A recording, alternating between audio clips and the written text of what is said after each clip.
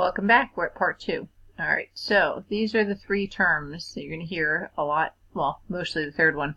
But there's 3 terms that I want to talk about that measure the pension obligation. The accumulated benefit obligation. This is what the actuary is estimating is going to be the total retirement benefits earned by employees, but at their current salaries. Okay, so it's a relatively good number in the sense that you're using objective data. You're using what their current salaries are and what you're expecting their retirement benefits to be. But that's not very realistic, because in reality the projected benefit obligation uses what you think people are going to, what salaries people are going to retire at, which makes a lot more sense, right? Because if somebody's going to work somewhere for 30 years, chances are awfully good their salary is going to increase over that time. So with this you have the projected benefit obligation is different than the accumulated benefit obligation. It does have more estimates in it because you're trying to say what somebody's going to be earning at the time they retire, but it's a lot better of a, not better of a picture, but a lot more fair of a calculation, the fact that you're using the higher compensation levels, even though it is an estimate. Well, pretty much a huge amount of things we do in accounting are estimates, and this is no different. But the PBO is going to be the one we talk about the most. Vested benefit obligation is the portion of the ABO that people can walk away with at this point. Like how long has it been since they vested? And we'll talk about that in a minute a little bit further. All right, so the ABO, that's what I was saying, it calculates based on existing comp levels. Right? The VBO, the idea is benefits must vest within 5 years, 20% within 3 years, or these are your 2 options, right? Well, fully within 5 years, or 20% within 3 years, and with 20% more every year until you hit 7 years. The idea is this is what employees have the right to receive if they were to stop working, right? So if they worked 6 years, and you were with Plan A here, they would have a percentage of their ABO because it's based on current year numbers. Okay. The PBO. Oh nope, that's not it. We're not there yet. Sorry, Pension Benefit Guarantee Corporation.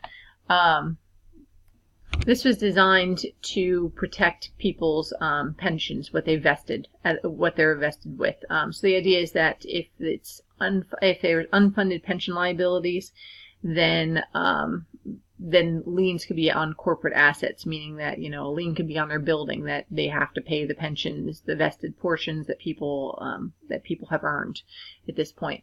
And if the plan was to terminate, then they would pay the people out until such time as everybody was done being paid out, or whether or not, I guess, at which time they all pass away, or whatever the terms are of the pension. All right. Okay, so just a look at the 3 of them here. Here's the vested benefit obligation, and it's a portion of the accumulated benefit obligation. This is, right, so remember, this is the retirement benefits if somebody were to retire making the same salary after 30 years. But maybe this is only, 5 years that they're vested. So these show equal distances, but they don't have to be at all.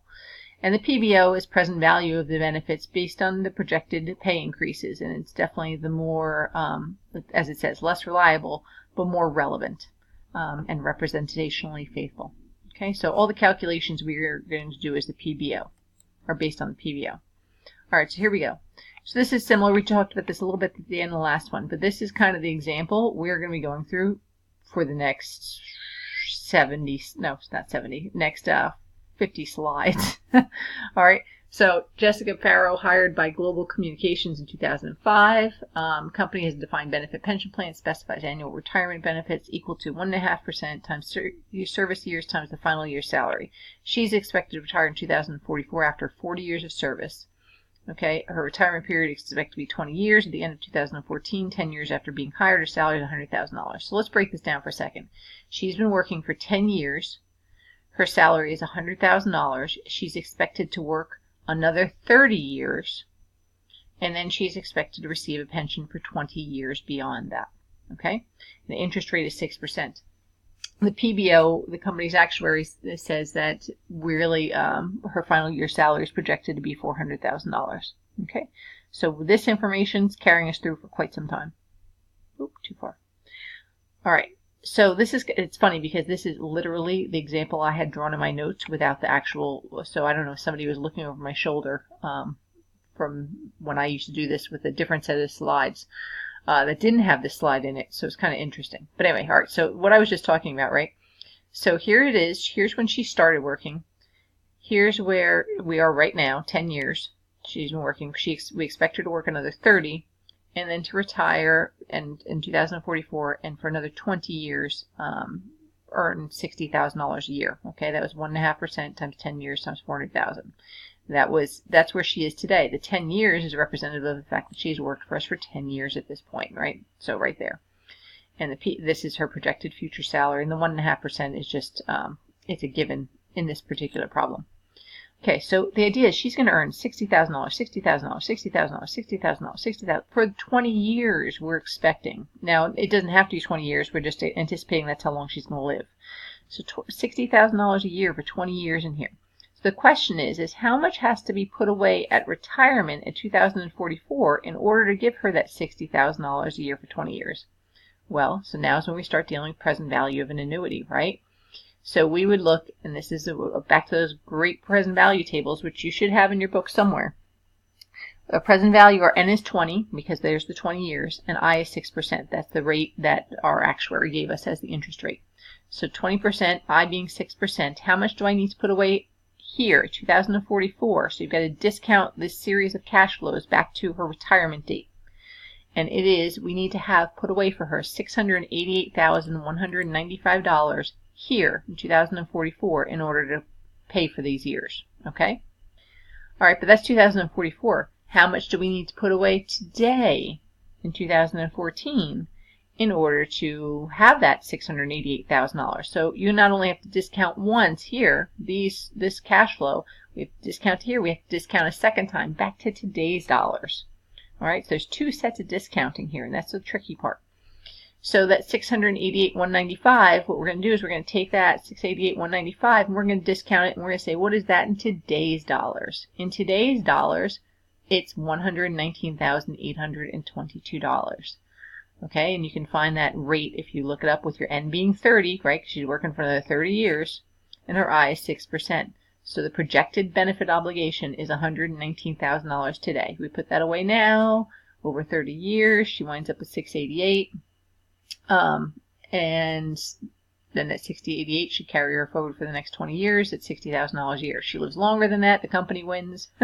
She lives less than, or no, I'm sorry, I said it the wrong way. She lives less than that, the company wins. She lives a little more than that, the company loses, right? So that's the idea. But you're doing your best in estimates. Okay, so not just discounting once, but discounting twice back to today's dollars, and that is critical. All right, so what's going to happen next year, right? The idea is, right, so it's 2014. What happens in 2015? Well, in 2015, you change your numbers, but you do the same calculation. And the idea is you're still doing that 20 years. You're still doing that, her retirement benefits, 1.5%, but now she's worked for us for 11 years at $400,000. Well, now $66,000 a year is what we'd expect that she's going to that she's earned instead of 60.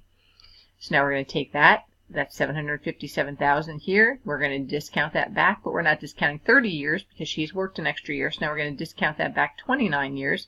So now our PBO has changed to $139,715. So you see our PBO keeps increasing, which makes sense based on the fact that she has worked another year. So she, you're a year closer to retirement, and she's earned more of her future pension benefits. All right, so $139,715. So our PBO has increased. Our projected benefit obligation, or no, pension, sorry. Well, it is projected, but pension benefit obligation has increased from let's see, what was it before? From 119 to 139. Okay. Now here's some reasons the PBO might change. The service cost might change, and we're going to go into all of these. Service cost might change, interest cost might change, prior service cost might change. We're going to get it, like I said, we'll get into all of these. Oh, no, we're already in this. All right, so I take that back. So I guess I should be talking about it now. The service cost is every year's service, that change from the 119 to the 139, I think it was. I might be wrong. That change is the additional obligation to pay the benefits on the company. So that's the number one reason why you're going to have a change. The service cost for the additional year of service for the employee. Second part, interest, it's an obligation. Interest is going to accrue, and we're going to calculate that interest as the discount percentage used by the actuary on top of on the entire PBO, and you'll see that, well, you're calculated as the discount rate, right, the actuarial rate, multiplied by the PBO at the beginning of the year, and you'll see that in action in a bit. All right, prior service costs. Sometimes a pension plan is changed, it's amended, right? So the idea is that when you do that, you want to give your employees, you may want to adjust them, right? You might want to give them the better benefit. So maybe you went from 1.5% in your calculation to 1.7%. Well, so then you're going to revise the pension formula. That's going to be an increased PBO liability to you by increasing what people are getting. So if that's the case, you're going to have a difference here, and that's what we're looking at. So this was the original calculation we did with the 119 for the first year. And now what happens if we go backwards and we say 1.7%, we're giving them a higher amount of pension. Well, now our PBO is 135, so now we've got a almost $16,000 prior service cost that we need to add basically to our PBO because we have made the benefits better to our employees. Okay, so this slide's a little crazy. Okay, we were looking at 2014 and 2015 here, right? So that was the end of 2014. We decided that, well, we wanted to make things better for our employees. So if we did 2014 with that higher 1.7% rate, she really would have been at 135. All right, so now let's discount it. Let's 1.7%. Now let's come up with the service cost, right? 1.7% now, the better number. Now we're discounting it to 2044, and then we discount back to today's dollars. So those two discountings that I was talking about in that in the line graph there, this is what we're doing, multiplying it both across the board. That gives us a service cost of $14,395, interest that we would have earned if we had put that away for them of $8,148. So the interest cost is, let's see, where's the arrow? Interest cost, oh, they don't give you the actual numbers, but the interest cost would be the PBO at the beginning.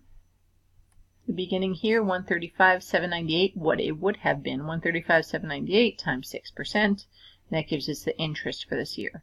Okay, so the idea is you almost do it like a what if, but you have to run all the numbers through the same way you did before with the double discounting.